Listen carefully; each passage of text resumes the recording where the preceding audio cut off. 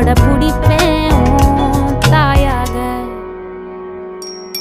நீ நீ சொல்லும் கதை நான் கேட்கும் வர நாமாவும் மாய பறவைகளே.